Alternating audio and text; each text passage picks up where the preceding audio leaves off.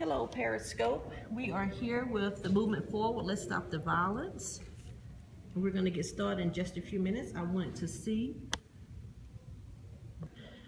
make sure we can have everyone, you can see everyone on the panel. I could bring this one up a little bit.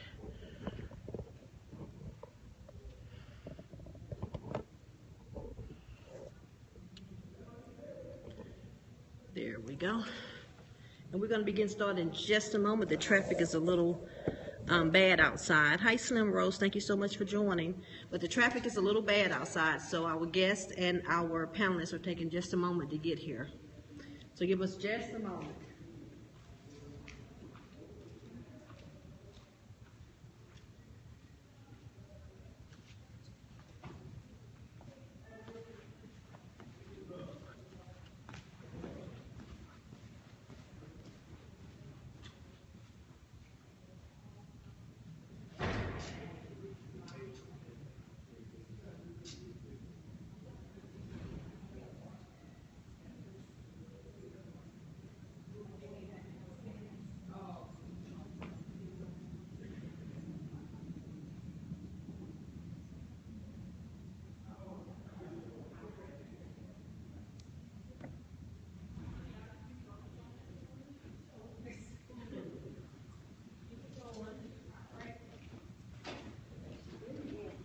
So you want it for this thing?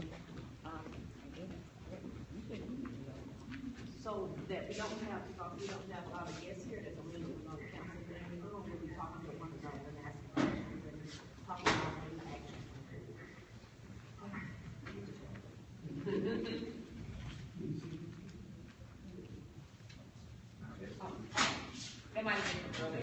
Okay. What are those flashing things in the street lights? Are those things that's going to give me a ticket if I go through it? Really? Really? Yeah. You know, when you go to the lights and you see things flashing, you don't ever see it, or you just go through it? Oh, you be going through it. So you ain't got no tickets in there? No, haven't got it in the bill. Okay. Being funny. No, I ain't got no And you know, tickets. my sense of humor is like, oh my God. Is that on? Yes, it's on. I hear.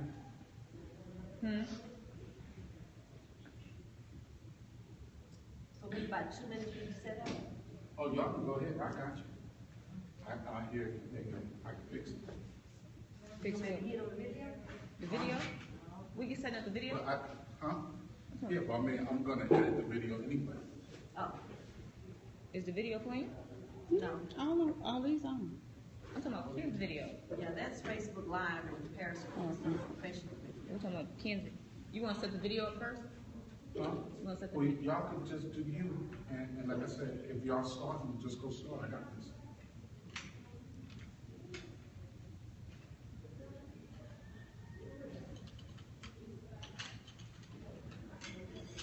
I'm trying to get my Facebook Live feed. I'm not going to be able to hold it.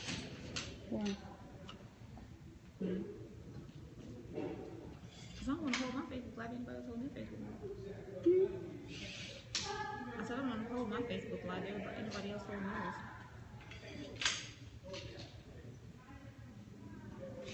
I just have to hold it in my hand.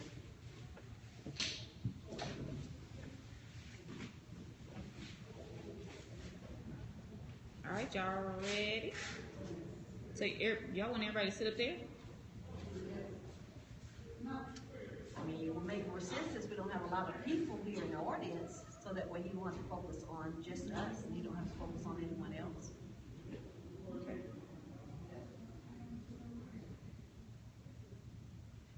I just didn't want to be holding my. I haven't heard from Kayl today. I don't know where he is. Maybe in traffic too. Who's that? No. What does he do? His son was one of the guys that got killed. I know the persons that got killed. What'd you say, Ken? Yeah, okay. You can't ride it, can't see it now. No, y'all can't ride. Can y'all hear me talking in the mic a little bit, Audrey? Can you hear me talking in the mic a little bit? Can you hear us good back there? Can you say something, Miss Edwards, so that she can see if we can hear you? Hello? Okay, good. I mean, I speak loud anyhow.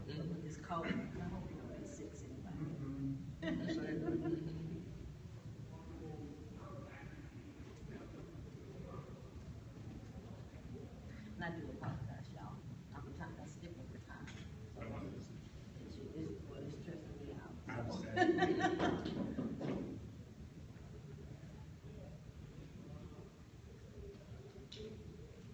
And I really hate when we're doing something. So I'll say that,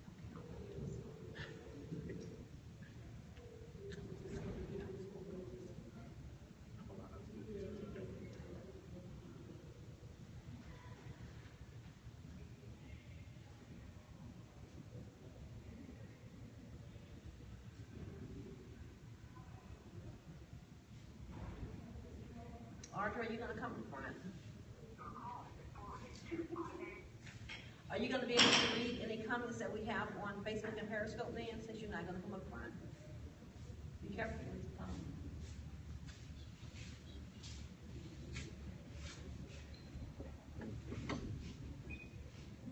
So as soon as you get this camera set up.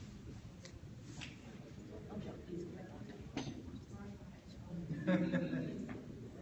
Stop other people from coming, because this is not going to be a very good reception. As you look on our YouTube pages, I'm Kaylmay. All right, y'all ready?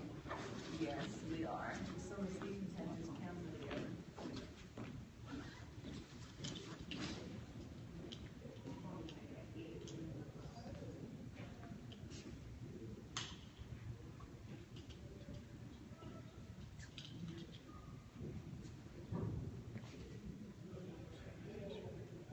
Marcia, you send it to two. Are you sending it? Hmm. Are you sending it? I'm reading this. Oh, you can do the thing. Mm-hmm. Hey, let me see if I got my charger.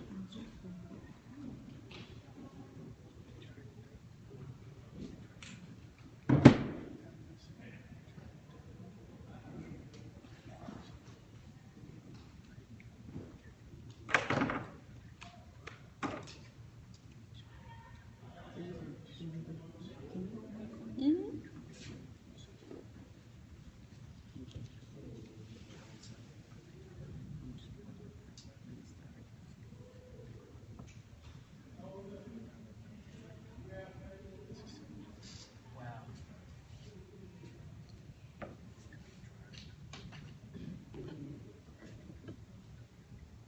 Storage almost full. Always, just hit okay. Uh-oh. Accounts or whatever it is, yeah. You know, I video everything. And that's a 64 gig. I need the 128. I need 64. Mine's always on. Phone and iPad both. You can definitely tell the difference because I have 64. Oh, no, not really. That's, the other guy was in front of us, like in between where Audrey is and her brother. He was about like that. Especially since we don't have the guest here that was supposed to be here, that confirmed being here. Well, that be driving Kayl crazy, boy. And most certainly does.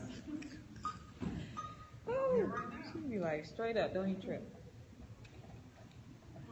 Am I on here? Oh, we are live. Hey, everybody, we are live at the forum that we were going to do tonight here at the Adamsville Rec Center. What is it?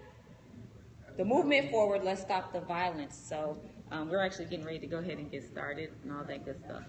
So you guys have my Facebook Live, and if mine happens to go dead, you guys have my co-host, Kayl. So we will get it started. I think you got to turn it on. Well, turn it on. Yeah, so they can see. Yeah. Okay.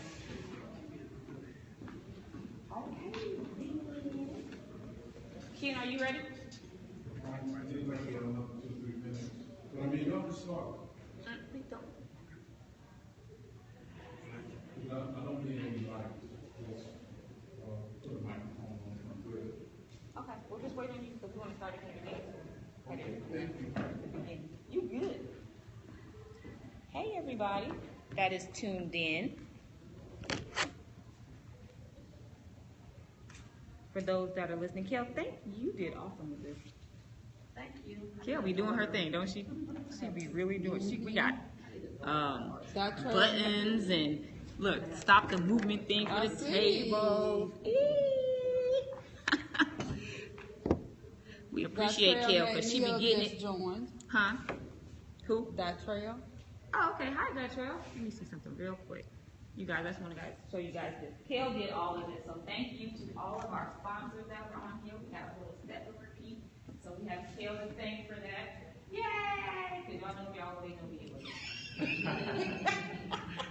letting y'all know. So these are our panel guests. Everybody say hello. Sitting with Kayl. And we're going to get started shortly. And look, Kayl did the success Anybody radio. play over here? No, you're good. You're good. So, she was like awesome. Kayl does, she goes all out. Y'all know how I do. Hey Charles, how are you? So we're getting ready to go ahead and get started. I'm gonna go ahead and introduce the guest. I'm gonna hand this back to Marcia. Thank you. Audrey.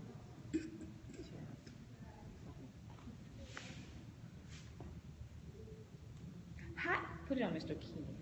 Hi Ken, that's our cameraman. Y'all know I'm shy. Huh? Y'all know I'm shy. Oh Lord, okay, whatever. Man behind the. Your Okay, man I'm behind good. the. Ready? Yes, ma'am. Ready? All right, let's get started.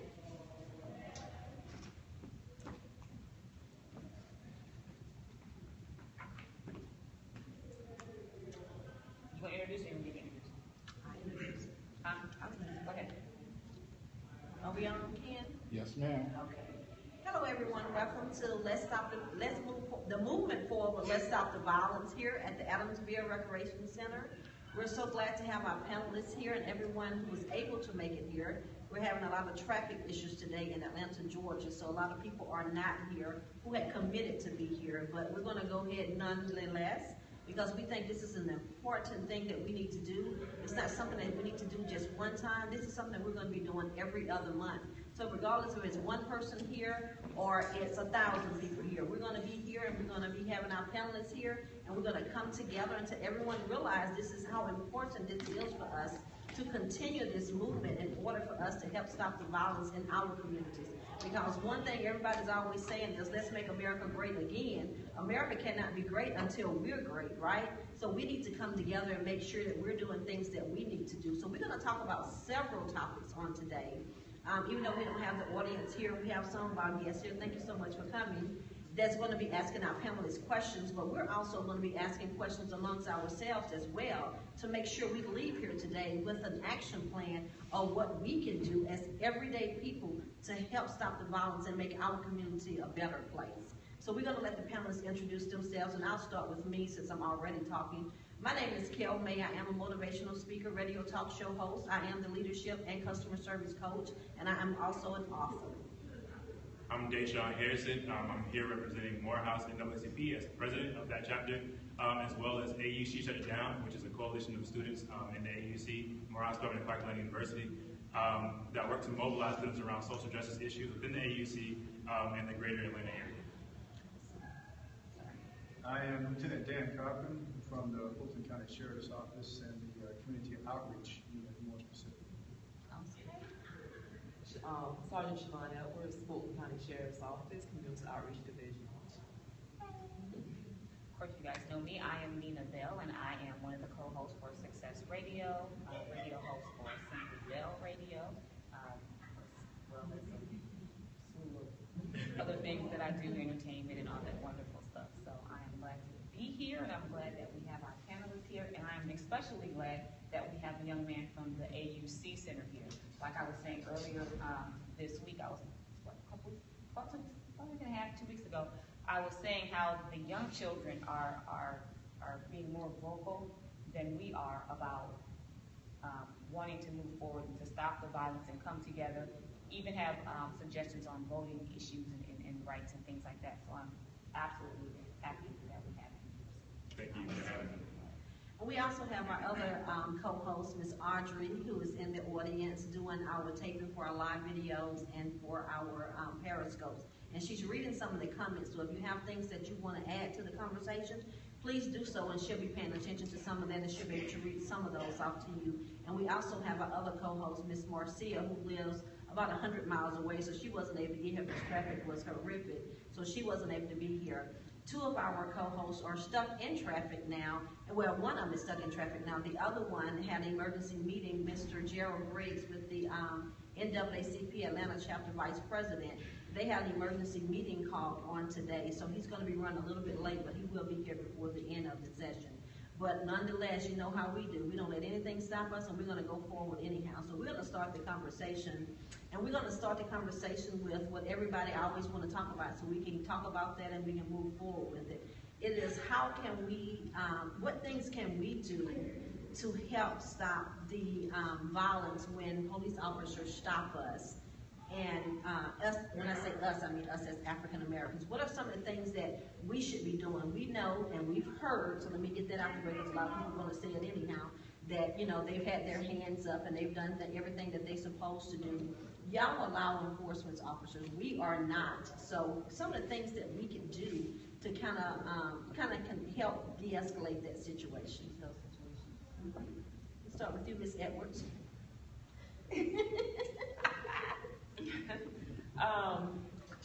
One thing you can do is follow the officer's command. If you feel if that officer is out of line, you know, they're violating your rights or they're doing something inappropriate, just go along with the officer says. And we have every agency have an attorney affairs office, and despite where everyone believes, those officers truly police the police, especially in our agency. You know, they are the ones that you don't want to have anything, any dealings with because they're going to go by the book. You know, and we are the first ones to get arrested if we violate someone's law. Sorry. And I can't remember your first name. Dan, okay. I sat on a panel earlier today at Metropolitan State College, and that same topic came up. And let me speak for myself. I've been pulled over numerous times in my life. Okay. First thing I do is, before the officer ever gets to my window, I know he's going to ask for it, right? He's going to want to see your driver's license, proof of insurance. Why wait till he gets to the window to have it in hand?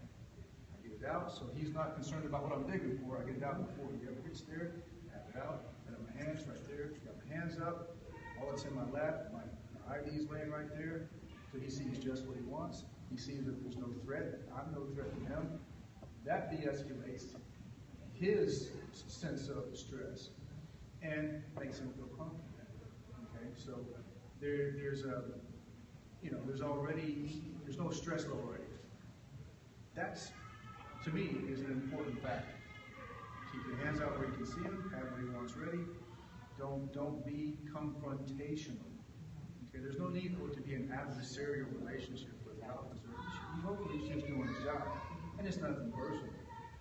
If the officer, like Sergeant Edwards said, if the officer asks you to do something you feel isn't right, or is a violation of your constitutional rights, that is not the place to have a fight with an officer and say, you can't, no, I'm not doing, you can't ask me for that. What do you think you know? That's not the place to do what he says.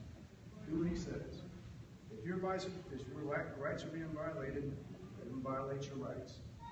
So let me ask you, how will we know, I'm sure I've gotten 1,000 tickets over my lifetime, but as I'm thinking about it now, I can't remember. But when we're stopped, how can you get their information or their badge number to really know? Because I know I've gotten a ticket before, and I couldn't even remember where I need to go and pay the ticket or who the cop was who stopped me because I wanted to, say I wasn't speeding.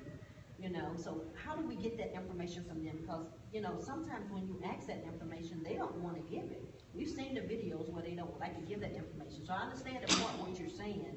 Don't escalate the situation. Things they do, that's not the time for it. But how do we get that information to, in turn, go and turn them in the next day or to report what had happened the next day? How do we get that information from them? Two things. If you ask for my ID number, my badge number, I have to give it to you. I'm a public servant. I can't tell you what's going to be information. I can't keep it from you. It's public record. You have a right to know that. And it's also on a ticket. Now, when an officer gives you a ticket, make sure he signed it legibly, because if you have a complaint, if you feel your rights were violated, you can him go, like Sergeant Edwards says, go to his headquarters, go to his Office of Professional Standards with that and say, and tell him your story. Now, there's another backup to that. What do we all have in our possession as we sit here today? What piece of evidence can we capture at that very moment that we have with us every moment of our lives? Okay? We cannot stop you. We have a policy that says we may not interfere with you filming us. Now, unless you filming us interferes with our official duties. Okay? So, what I mean by that is, while you're getting your driver's license out and your proof of insurance and all that ready, get your phone started, just hit record, and just lay it down. Stick it in the seat where it's aiming towards the window. Okay? If we see it, we can't tell you to shut it off. Now that's good to know because you've heard a lot of people say, stop filming me. You can't, you turn your camera off. So you're telling us they have no right to say that. We have a policy that says we may not stop. Okay. As long as, now, It's not if you're saying, if officer's telling you, put your hands on your back, and you're saying, no officer, I need to get this on film. Right. Okay, now that's a whole different story. But if you've got it recording when we come up, or if you're standing, or someone else is recording it at a distance, then we can't tell that person to stop. That's important for us to know, right? Yeah, We've as heard long us as- tell people that, the bystanders, stop recording, so they can't No, we do have a that. As long policy as that they says are not that. interfering. As long as you're not in the officer's film, Right. interfering with what he's doing, You're fine. then no problem. So you agree with, and that's what you said in the beginning, is to make sure you already, because a lot of videos are going out trying to help everyone be protected, help the community be protected as well as help the, and we're going to come and introduce Mr. Gerald in just 1 second. But, a lot of videos are going out telling people what they can do to try to help the situation. So a lot of people are riding around with the information on dashboards and stuff like that and their consoles and stuff like that. You agree that's a good thing to do? I mean, it shouldn't get to that point that we have to really do things like that now. But is that something that you're suggesting that we do so that we'll already have everything readily available? You're talking about having. That your insurance and your ID out? Oh, no. But typically you're gonna have your wallet or your glove box, right? You see the officer before you move over, get it out, get your wallet out, have it ready, get it out of the console, wherever it is, because you know what he wants. Why wait for him to tell you for it? Because then you start digging for stuff, he doesn't know what you're digging in. He knows what he told you to get, but what you may actually pull out may not be what he told you to get. We're going to take a break. Just one, not a break, but we're going to go and let Mr. Riggs introduce himself now. How you doing? I'm Attorney Gerald Riggs. I am the second vice president of the Atlanta chapter of the NAACP and the chair of the Georgia Criminal Justice Commission Committee for the NAACP Georgia. Thank you so much for joining us. Thank you I know for joining us. You was running late today because you had an emergency meeting or something? We had an election meeting at the NAACP, and then we also have a conference call from State President Johnson to deal with the election. So had to come on over here. I know Sean was He was, but we appreciate y'all so much for always joining us. We appreciate it. We want to let the audience know. I know we only have a couple of people in there, but if y'all have any questions, this is not just for us to be asking questions. It's for you all to ask questions as well. So right before your question, do you mind if I let the guests, the panelists, answer the question that I asked to the officers as well? Repeat the question, Kayl. The question was, what are some of the things that we can do as civilians when police officers stop us to make the ordeal less confrontational, I guess it would be? So, I hear the responses of the officers, and I'm going to push back a bit. Black folks specifically have been given the talk since we were little about how to interact with police, right? And we've seen on video how Black folks have followed these rules, right? The rules of respecting the officer and obeying the commands and so forth and so on, and still being shot and killed, right? So I think that the conversation has to be around Black folks being recognized as human, right? Like you can't be respected as such if you're not seen as a human being, right? So the conversation has to be around laws that are set in place, right? And it has to be around how officers interact. So the officer might just be doing their job. They just might be doing their jobs. But then we have to assess what the job is. What does it mean to police, right? What does it mean to police people? What does it mean to heavily over-police black communities specifically? What does it look like? What's the origins of policing, and how are we still following that today? And I think that's the conversation that we have to have. It has to be around, because we can talk about all day long what it means to respect officers and what it means to respect authority and so forth and so on. But until we have the conversation around what it means to live in my black existence with my black body, we can't really have the conversation about humanity. Right? I definitely agree, my brother, what he just said, and to kind of take it to the law. We're watching an erosion of our Fourth Amendment rights, and as much as I love to say, you should comply completely with everything the police are doing, you still have a Fourth Amendment right against unlawful searches and seizures. So Terry has kind of been the bedrock. Terry versus Ohio is the bedrock Fourth Amendment case about what you can and cannot do in a police encounter. And as long as you know they have the right to do their investigation, to ask you for your license and your registration. But apart from that, you should not talk to them about anything. Give them your license, give them your registration, ask them, am I free to go? If they say you're not free to go, you have the right to remain silent. I would use it. He's completely correct with regard to recording everything. In Georgia, you have the right to record as long as one party knows that they're being recorded, i.e. you. As long as you know you're recording, you can record the police officer. If you're an innocent bystander, as long as you stand a safe distance away, you can record the police officer. And then we need to make sure we follow up. One thing we need to do, and we were there, what's the day? Thursday? So Tuesday, we were down at the state capitol talking to legislators about changing the law. And we really do need to change the law because there's too much discretion given to police officers with regard to whether or not they're in fear for their safety. It's a reasonable objective standard, the reasonable subjective standard of the law enforcement officer, which means that law enforcement officer, do they subjectively feel that their life is in danger, and that allows them to take a life. We need to make that standard change. It needs to be the reasonable objective officer, which means anyone that's in an officer's shoes, would they feel fear, not what the officer feels. So then you have situations where you have, like in Minnesota, where one officer reached for their gun, the other officer reached for their taser. Now, how can two different officers have two different beliefs about what's going on?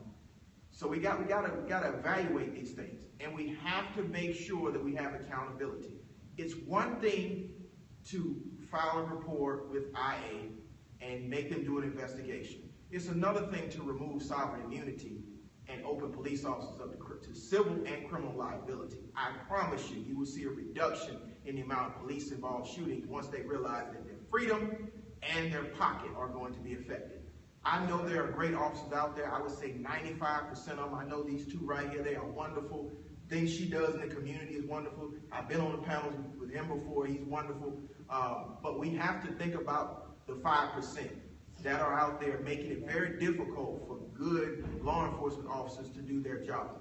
So the president came up with a report, the 21st Century Policing Report, which will be introduced on Saturday here in Atlanta from 2 to 4 at City Hall with Director Cedric Alexander and numerous other police officers, Chief Turner, I believe the sheriff might be there, and you'll get to hear about the 6 pillars the president is pushing. One of them is to renew public trust, update training and psychological evaluations, but also to have accountability, to make sure there are non-lethal ways to deal with combative suspects.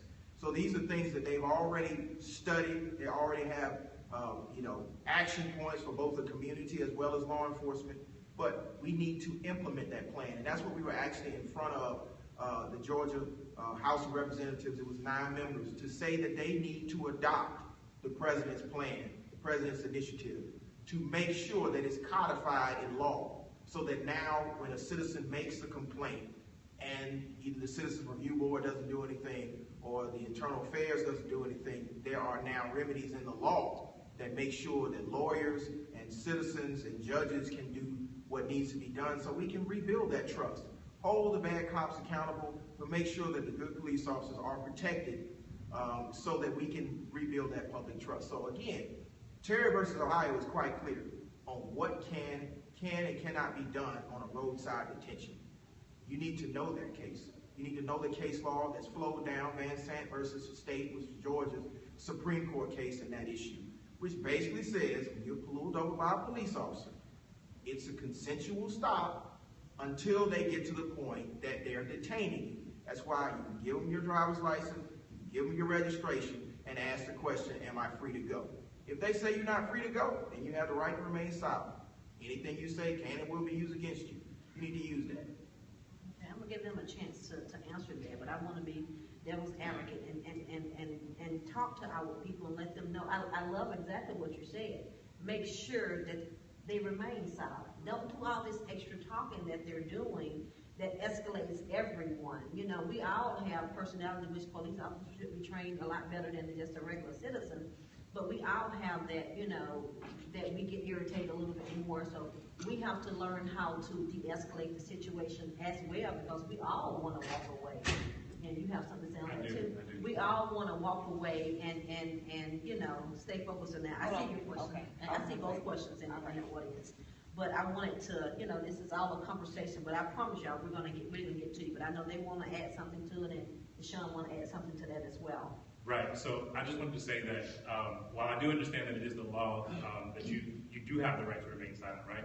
I think that when we have the conversations about folks being frustrated and being upset, knowing that they're being unlawfully detained or unlawfully targeted, I also have the right and the agency, the autonomy to be upset and to show that frustration, right? Because if officers are allowed to show this aggression towards me, I'm allowed to show that I'm frustrated. And we've seen in video evidence where white folks are being attacked by police, are being dealt with wrongfully by police, and are able to walk away free from that situation. Whereas black folks are not able to do the same most times, or in a lot of times. And so I think that we have to, again, really assess the fact that folks have the right to their agency and their autonomy, and they have the right to their humanity. And someone being angry with you should not be grounds to shoot and kill them. Someone yelling at you should not be grounds to shoot and kill you. And we should have to have the conversation around keeping your mouth closed because I tell you to,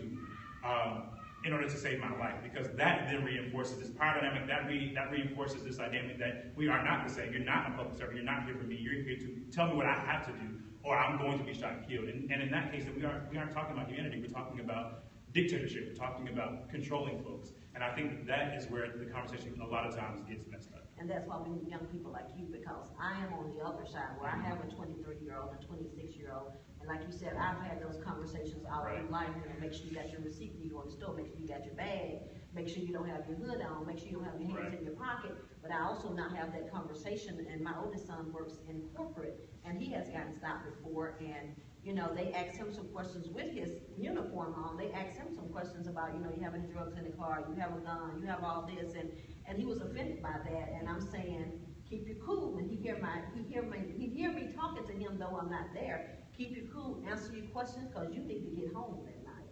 So sometimes, even though we have a right to say things, and I have a right to say whatever I want. I'm very opinionated about what I say, but it doesn't mean that we always have to say it right then, because we want to have that ability. And this is my opinion, and we respectfully respect everyone's opinion. That I've seen so many videos where they're just going off, you know, on the officer and all this kind of stuff. It does not we're not giving them a right to kill us because we're doing that, but we don't have to do that either. There are other ways that we can do it, and they gave us some suggestions, you know, he gave us some suggestions. I don't think that is the time to do it, because we see people are being killed, and I want to be able to fight with them in court versus having to go to their funeral and fight with them afterwards, you know, that sort of thing. And I'm just not talking about here in Georgia, I'm talking about worldwide, you know. And what if they couldn't get to the camera and I can really see what was going on with that? You know, I can only suspect, you know, the kind of men that I raised and what I think they would do. But then, you know, once they get from in front of parents, you know, they do all kinds of stuff. So I don't want to see them voice every opinion that they have because they're upset and then end up getting killed, because it does escalate things.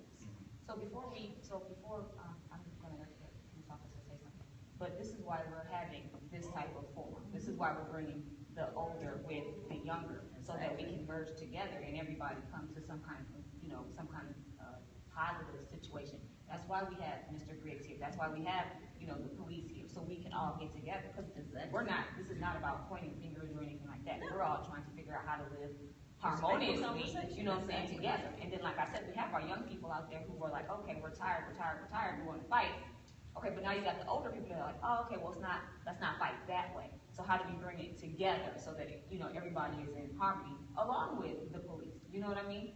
So, because the police are, afraid for their lives, and just like you said, okay, well, I have the right to get upset, but if I'm walking up to you and you're upset, and you know what I'm saying, you're starting to get mad and angry and seem like you're hostile to me, of course they're going to be defensive. And that's not for everyone, because you got some people that are just, they have ego issues. You know what I mean? So my thing is, yes, we're telling our young people, hey, do what you need to do to protect yourself, you know, in order to come home.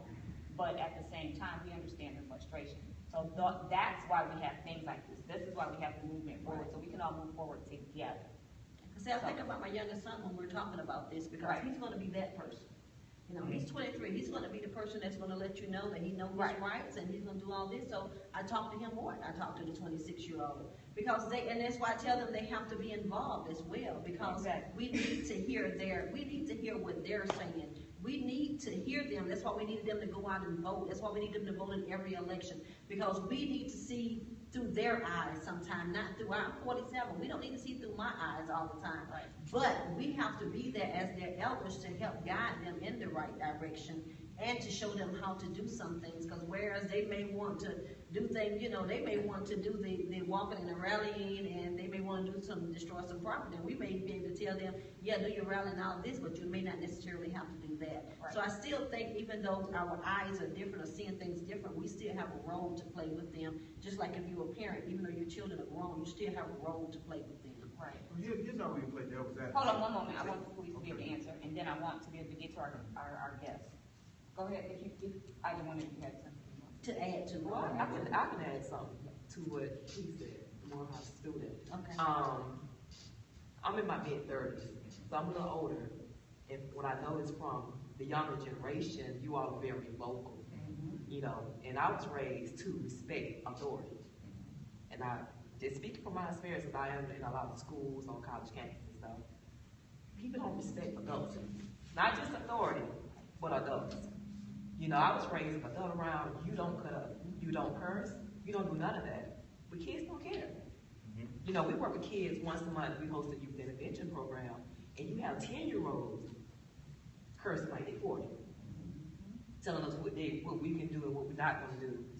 And they're not only talking to us like that, this is how they talk to their parents. So I think it goes back to starting at home and how a person is raised. And we host a big youth conference every year. You know, it's hard for us to even get parents to come, you know, to know what's going on in the community, know what's going on in the school, and help. And the child, we have to rob a child come. We have to rob them with Beats by Drake headphones. We have to give them away. We have to give away something to get children there. And it's a free conference. And we pull people like Mr. Griggs here, you know, Paul Howard, we had him this year, and different judges to speak with them one-on-one. You can ask them, hey, what can I do? You know, what's going on? Well, they don't. You know, but as soon as something happens, you know, all cops are to blame. You know, and I also think it goes back to, you know, there's no secret right here, my lieutenant here is white. You know, and I'm like, yeah, because we joke about this, and we joke about this in the office, you know, but in certain situations, I have a different perspective than him, you know, and that's where diversity comes in. But, you know, I was raised to respect everyone and treat everyone the same. So just because I put on this uniform, don't change me. And I think everyone has their own biases and prejudices. And some people can mask it, and some people can't. And that's why we have to be on the same side to get those ones that are bad, you know, out of that position. You know, because you got people at high level in every profession that have their own biases. You know, like I worked in the courtroom for 4 to 5 years. And it's sad to say, but 90% of the people in our jail are African American. They come in that door with 1/3 of the population 17 to 24. They come in that door, and I tell them, look, get yourself together. You know, stop worrying about what's on TV or what's they going to buy on commissary and focus what's going on your case. But they don't care. They come in right straight and think they're in the hotel room. Because that's been normalized with us, right? Like when we have all these laws in place and all these things in place that are locking black folks up, specifically black men, black young men, that's what you normalize. That's what you internalize, right? And I think that we really have to like assess the fact that it's not just people just saying, just forget it, I don't care. You have to really think about the overarching thing. Like right there's if you grow up in an environment where all you see is people walking around that can't get jobs, that can't make it in school, that don't have the resources to make it, so you're standing on the corner, you're sitting around, you're doing nothing.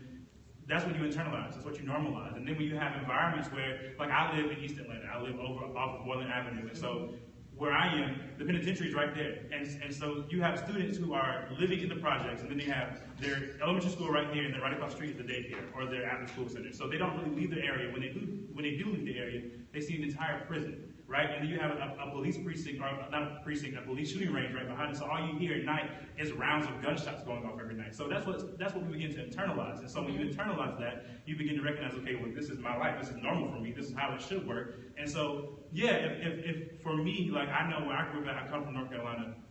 If I didn't have the resources of being a smart student and being able to be in honors classes and AP classes and that kind of thing, I can't say I wouldn't have done the same thing because everyone around you is doing that exact thing. And so that's not to say, that's not to say don't put the blame on the individual, but it's to say don't look at just the individual alone and look at the larger picture. And when most of the black men in the black community are being locked up, we have to start thinking about that and not about the individual coming to prisons and saying, oh, well, it's just a hotel room, because that's all we're given. We're told we're nothing. We're looked at like we're nothing. We're treated like we're nothing. And I think that in regards to my generation not so much respecting adults, I agree. And I don't have something negative to say about it per se. I think that when we start thinking about adults in general, there is like a power dynamic that we like to ignore. And I think people oftentimes ignore that there are power dynamics with folks. And they want to say, well, there's no power dynamic, it's just that this is just the way that it is.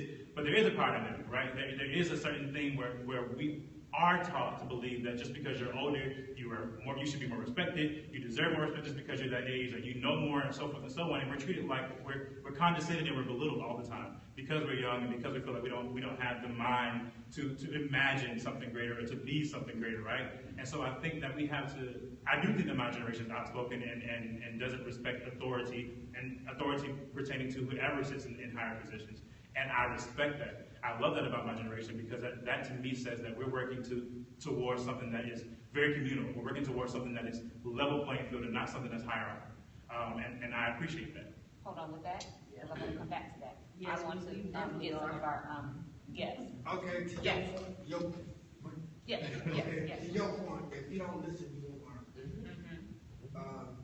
My other point is, from a child to an adult, at some point in time in your life, you get to an age where you decide you're going to do right or you're going to do wrong. That choice is on you.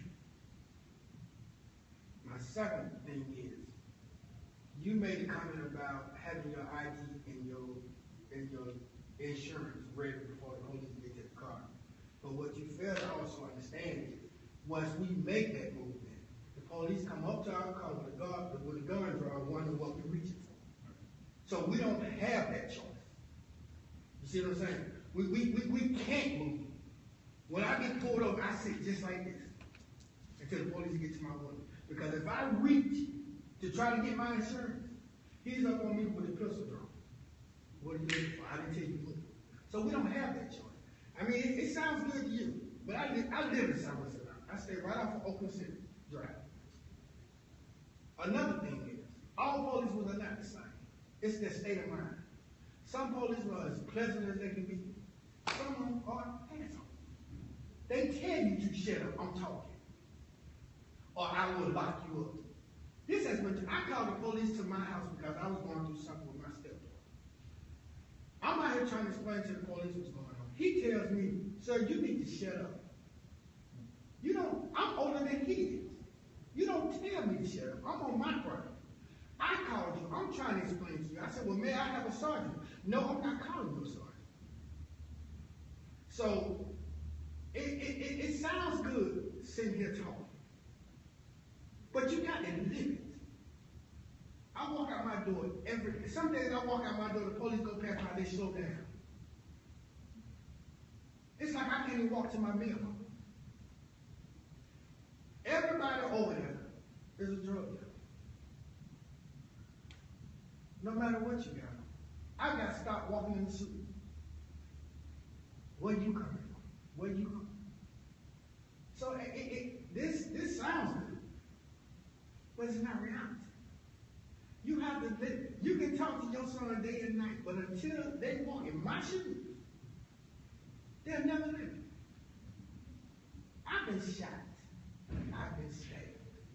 I used to be that criminal element. I made a conscious decision 10 years ago, no more. But do you know I'm still going to do the same thing every day? So, until we, as young people, and as adults, come together, and there's something else I need to say too. Southwest Atlanta, you have to understand that a lot of them parents, they get high with their kids. So a lot of them are illiterate. So what you're saying to them, they don't understand. Because they're doing what they are taught from day one. I stay in an area which is known as a blood area. Gang area. You got gang members as young as 5 years old representing blood. So until we break that, all of this, don't mean elevation. But we have to start something. But the point we're making is we're starting somewhere. Yes, you have to start And just somewhere. like Siobhan said. But we have to start out there. Well, we can Well, you also gotta get bring them in here. That's what I'm trying to get y'all. We are in the Adamsville Recreational Center. I have People passed are walking the in and papers. out I have passed outside. papers out You to know what I'm saying? everyone. This I have been in every area. I've walked up and down Martin Luther King. I've had discussions with everybody because I can talk to the president and I can also talk to the homeless man. It doesn't matter to me. You can talk to anyone. I'm from Pritchard, Alabama. So all those things that you talked about, I saw every day of my life. So when I heard Mr. Harrison talking, I But heard it's not- I lived everything that he said every day. But I had to make a decision on which way I wanted to go. Did I want to follow them or did I want to go a different direction? So we're not saying that, don't look up here and see that, we're not like you. No, I'm just like everyone else, and we're just like everyone else. And I've been out there, and I've had the family members on drugs. I've had the family members who are drug addicts. I have family members who have gone to jail for selling drugs. I have family members who their mothers were on drugs, and now the child is on drugs. I have had out there. I have family members who they smoke marijuana with their kids. I've seen all of that. And that's fine, because we've all had those We situations. still But have again, to start somewhere in order to I help heal understand those that. things. I understand that. Don't get me wrong. I'm not saying what you're doing is wrong. But what I'm trying to say is we got to somehow take it to them. They're not going to come to us. Their mothers might. But the generation that needs to be broken is the younger generation. And they're not going to come here. Some of them will. yeah, they will. Let me If tell you, you're some of open, them have hold on. If you're open enough, Yeah. they will come. This young man came. My thing is, this is only our second live forum. Okay.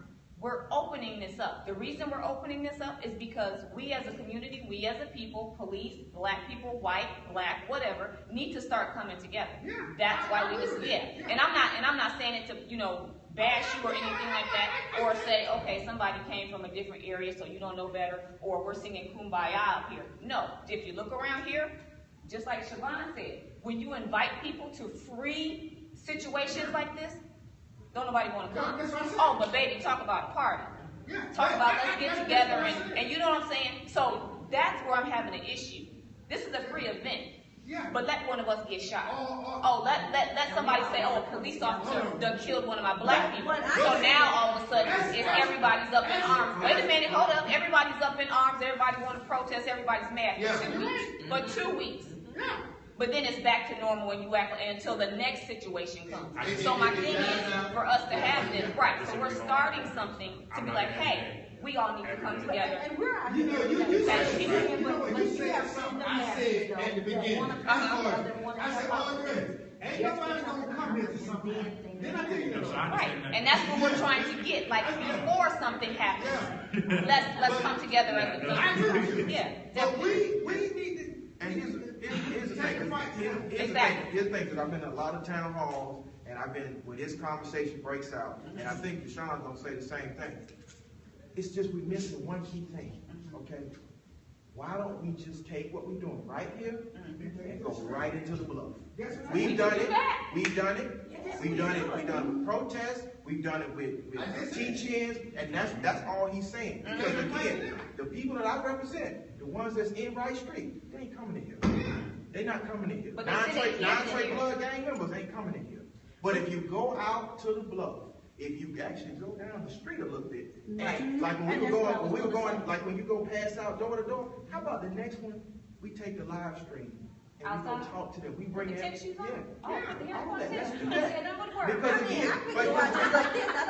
again, the problem that you're dealing with, it's always been that problem. When you sit down and talk to Dr. Lowry, and you talk to C.T. Vivian, and you talk to John Lewis, they all tell you the same thing. They wore them wingtips until they had holes in the bottom of the wingtips because they were walking through the neighborhood. Right. Because that's where we got to go. And again, he's right. He is so right because, you know, we have to break the cycle, and we break the cycle with the babies, but we got to be where the babies are. Right. You know, if I go to the 7-year-old, or like I'm going to do tomorrow when I go to Callaway Elementary School in Clayton County, where they have to be there for mandatory education, the first question I'm going to ask is, okay, how'd you eat last night? Yeah. Because you got to reach them where they are. Yeah. And then you can start having a conversation, because the reason why the gang members get them is because they show them love. They take care of it. And that's what we got to do. But you got to change the mindset. But you're not going to change the mindset until you show them something different. Right, and you got to be where they are. That's what they feed them on the street. They're like all the kids at ice cream truck. Well, how do you change the mindset until you change the parent? Exactly. They got to go right back home to that bulk of the situation. problem, the parent. But that's Most of the parents aren't even there. So, I mean, you can change the mindset of the child that's in the home by doing exactly what the gang members are doing. Showing them something the parents ain't showing them something that nobody else is showing. So that's what we got to do. That's what we got to do. For example, we had a kid we dealt with, had an issue with smoking weed. Didn't want to stop. Very smart kid, A student in school, but the problem was he didn't want to smoke weed. So the judge asked him, like, hey, why you won't stop? He was like, why should I stop? My granddaddy gave it to me. My daddy's smoking it with me. So why should I stop? So how do you address that issue? How do you fix that up? I was about to say, make it legal. I don't. There's no issue with. There's no issue with weed. Like that's what I'm talking about here. Like we're talking about things on a very individual level, and I'm trying to get assistance. Right. I'm trying to talk about things that are in place that are allowing us to be disproportionately targeted by different things. Right. So you're mad about somebody, not you specifically, but in general, are mad about somebody smoking weed when the weed ain't doing that to you. The weed is not doing anything to you, and it's not doing anything to you. I know y'all are mad.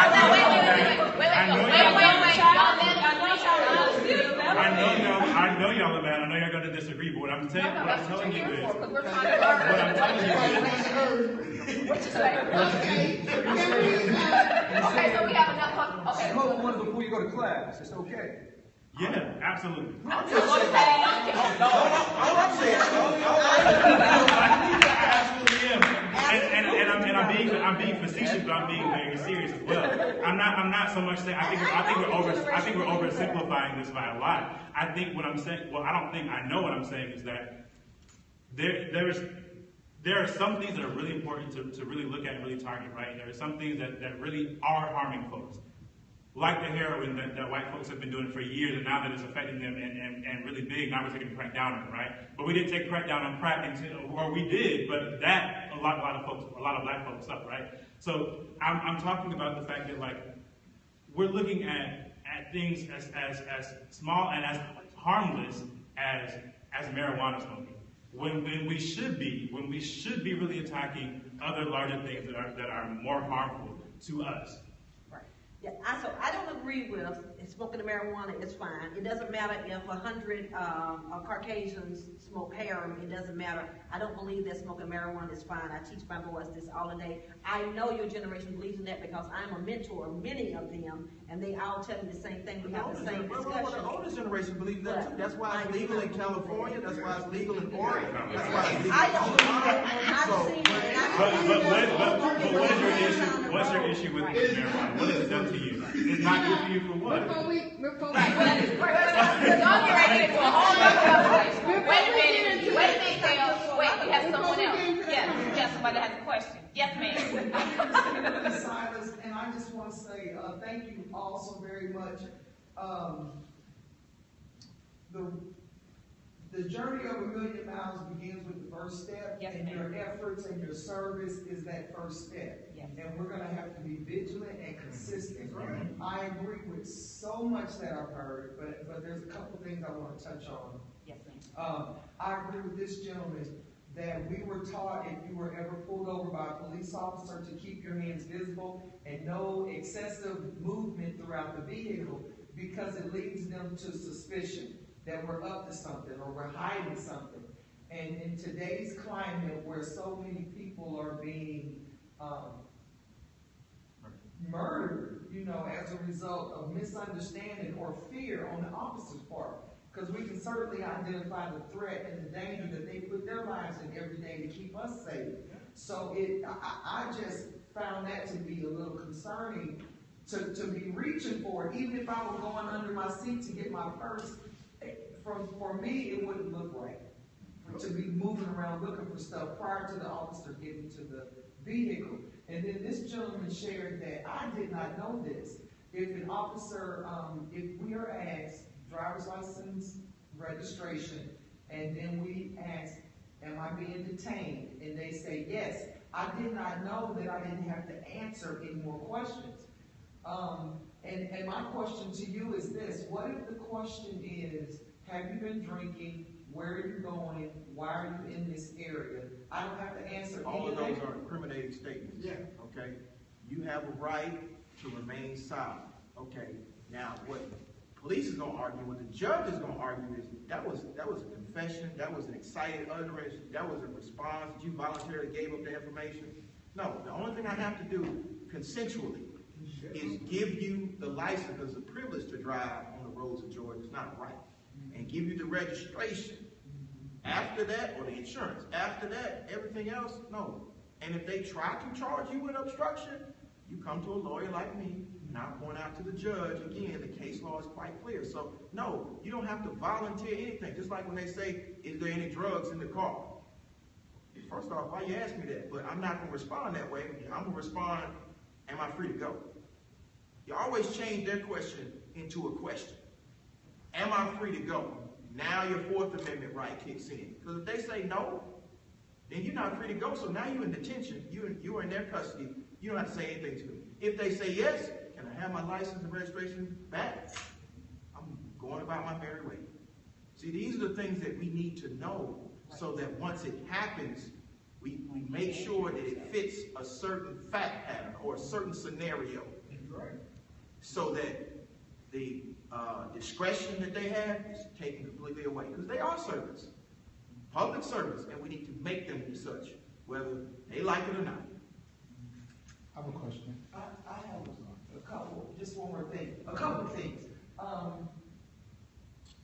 Going into the community and the way our children feel, I believe it's because they have been taught at home, like this officer stated, they've been taught at home to fear authority, not to respect authority, and also within their friendship base, their community base, there is reason to fear and doubt.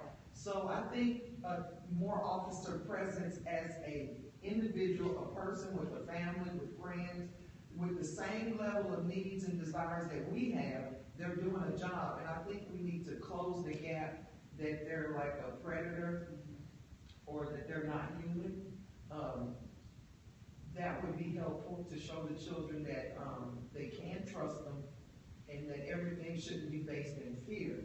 And then with the subject of the marijuana, anything done in excess, self-medication, is not good. It may be sustainable for some people, but everybody doesn't have the biological makeup to handle those things. And I don't think that it should be common theme throughout the community that marijuana be socially accepted, parents with children, friend to friend, because it's a gateway drug that leads to other things. The physical body will build up a tolerance that requires more and more and more. The man laying on the street, drunk and drug addicted and homeless, did not wake up one day and say, this is what I want to do with my life.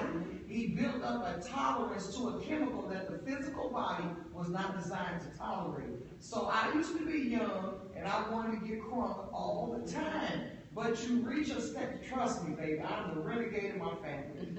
and I thought it should be legal. I was a hippie. I wanted everything to be love, joy, happiness, and free. But your body, you cannot live like that. You will build up a tolerance to that chemical, and your body requires more and more and more and more and more till you reach a burnout. And in the burnout phase is when you go for the harder drugs. You know, I'm almost 50 years old, baby, and I decided 20 years ago that I was at burnout. I couldn't do it anymore. I don't drink, I don't smoke, I don't do any of that. And it's not out of choice. It was out of necessity. You can't do it. The physical body isn't designed to intake those chemicals. It is a gateway drug to everything. So I don't fight your choice to want to smoke marijuana, but I have been your age before. You've never been mine. So trust my judgment on it. I don't think that's my point, is what I said earlier, where older folks like to do this thing where, because I haven't lived like you, but that's not. I'm not telling, I'm sharing the love. It's just like eating a Snicker bar every day. The first Snicker bar gave you a little energy, you felt real good about it. The second day you gained 2 pounds.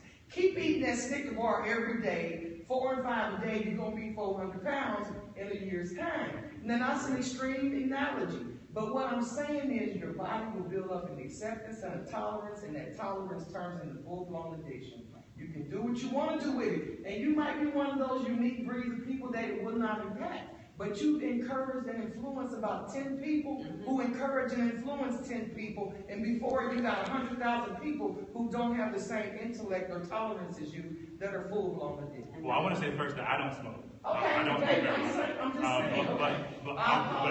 No, that's okay, that's fine. I thought the way you expressed it is My name is Greg Kendrick, and I'm an addict. Well, seriously. Okay, Yeah. so, but I want to clarify exactly what I mean. So, I'm not advocating for this, like, for everyone to have marijuana fields in their backyards. That's not what I'm advocating for. But what I am saying is that when you decriminalize or legalize certain things, or not certain things, but you decriminalize and legalize things in general, it doesn't do so much of people like wanting to go grab it and try to get so much of everything else because they have access to it, right? So folks are not going to be going out, and I think a lot of folks, and I won't say everyone, of course, but I think a lot of people who do smoke marijuana understand what their tolerance is. And I know a lot of people who smoke marijuana, so I know. But that is to say that when you decriminalize, when you legalize things, you take, like, you don't allow for folks to be dehumanized in ways. You don't allow for folks to you allow people their humanity, right? You allow people this choice, this agency that they're allowed to have. And I think that we can have the conversation about being careful and around caring for folks and that kind of thing. I think that is an important conversation to have.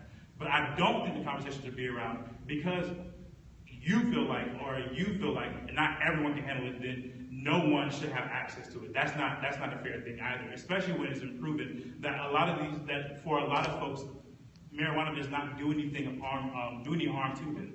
Right? And I know that there's a lot of disagreement around here and whatnot. I know that I am the pariah in the room, and I'm okay with that. I'm oftentimes the pariah in the room. Thank you. But I'm going to advocate for this because the criminalization of marijuana is oftentimes what leads to the dehumanization and the arrest of so many black folks. And I'm not here I'm not going to stand for so many black folks to take up so much space in our prisons when there shouldn't be prisons in the first place. But I'm not going to allow for that to be a thing when it could be so simple to decriminalize, I won't say legalize, but to decriminalize this drug. I think when we're older, I have seen the same thing she's saying, where they've started with the marijuana, and then they go on to something heavier, something heavier, something heavier. I've had family members who were in a state where it was not legal, and then moved to a state where it was legal. So just because she went to a state where it was legal and it was ready and available for her, it does not mean that she had enough sense to say, well, since it's legal now, I can get it whenever I want, so I'm not going to do it as much as I did when I thought it was good to get it and, be the cool kid. She did it so much till she didn't do anything that she was supposed to do when she was there. It's stigmatized. And You have programs around that when you managers are able to and stuff, educate I folks have on that. seen people who have, not gotten jobs in places that it's not legal, that can't get jobs that they should have been able to get or they were qualified for because they couldn't pass the drug test. I've seen Okay, people well, hold on a who second, have, Kayl. I have seen people who have been on the jobs What about and they have What been about on marijuana and prohibition stuff, and and they alcohol? still Hold on, I could think, not- hold on, because y'all they think y'all still making it could into not, something I need to finish more. this. They still could not do the job that they were supposed to do. That I had to let some people go. I still had to let some, please don't do that. I had to let some people go who didn't want to let go because they could not put down the marijuana and they were not performing well, where before they started. And the first thing that we do, the best way to determine someone's attitude is to engage them in conversation. How you doing, sir? You doing all right today? You okay? Everything okay? That's a rarity. I've never heard that. Yeah, you blowing my mind now. Because I have never heard an officer walk up to me and carry on a general casual conversation when they got to work. It has never happened. It's always a confrontation, and then it's always the area that I'm in, where I'm going, where I'm coming from. Hey man, I'm 50 years old, bro. I'm going home. I'm going to work. And they tend to, like I said, they tend to put everybody in the same boat. You don't see me stand on the corner with them guys, man. But if you happen to see me walk out that store and you let them stand there and you follow me to the next block, but they up there every day. I'm gonna give you another prime example. I was downtown, which I didn't know this was so long. I got a ticket for jaywalking. I'm standing there getting my ticket. It's 50 people crossing the same street. But what also ticked me out was coming out of 5 Point, 4 or 5 guys asked me, did I want to buy some rocks? Did I want to buy some weed? Bro, why you not bothering them? But you want to write me a ticket for jaywalking? I missed a day I work for a $17 ticket. But they still standing in front of 5 Point saying, help me with that. Well, if I see you jaywalking, I'm probably going to say something to you, but I ain't going to track you down for it. Because I didn't know it was against the law. I actually bust out laughing at him, and he got furious. Because I thought he was playing with me. He actually followed me from walking out of 5 Point to passing Kayl. He followed me. I thought I had nothing broke. It's something serious. But in the process, you following me. You didn't see that guy over there saying me rocks or weed? On the way to Kaylmay. Yeah. Is this jaywalking ticket more important than this guy selling dope? But I mean, it's like I say, I don't put all officers in the same boat. It's a lot of them. It's their state of mind. They got their chip on their shoulder. They got their bags on their arm. They got their gun on their side. So it's basically like I want to follow that up. Yeah. Everything Mr. Griggs said, I think we're above all on his side. We're public servants. Yeah. That's above all. We're public servants. We're not public guards. I understand that. We're public servants. And at the end of the day, we are to protect you. I understand that. But sometimes we have to protect you from other people who might be doing the wrong thing. Right. Okay, then that person that we're protecting you from, we may have to deal with him in a different way. You know what I'm saying? I understand that, but I mean, it's help me to help myself. Because see, as this conscious person now, who follows the law, because believe me, I was here way before I changed my life. You know, I was a man you would come running for. I was a gang member. You know, I was a drug dealer. I was a drug dealer. I was all this. But 10 years ago, I made this conscious decision to say, Lord, no more. And for 10 years, I've been good. But in the process of being good, I'm still going back. You understand what I'm saying? Yeah, we have people like that work with us that actually come out and speak to their children for us. Yeah, I'm still going back. And even though they're on that positive path now, a lot of times that previous life tended to follow them around. But I'm in a whole different neighborhood. I'm not even in the neighborhood I grew up in. And that's exactly. After we closing in 20 minutes. After the closing 20 minutes. Thank you. And that's exactly the conversation that we were having with those state legislatures, because it's guys like you that we want to applaud, and we want to have a pathway towards cleaning that record. Because how can you sit here and say they want you to be a productive member of society, and you've been clean for 10 years or 20 years, but as soon as you get pulled over and they're in that patrol car and they type up your GCIC, they see all of it. Yeah. And so that's where exactly what Deshaun is saying about the decriminalization of certain things. I don't believe that jaywalking should be a crime. It should be an ordinance violation with regard to a fine or something like that. It should not be. It shouldn't be a misdemeanor, because in Georgia, everything that's a traffic offense or that's a lower level crime is a misdemeanor, which means you could have been arrested for jaywalking. You could have spent a night in Rice Street. He said that. I refused to sign the ticket. He said if I didn't sign the ticket, he would take it to jail. And so it comes back to the removal of ordinances and laws that are called broken window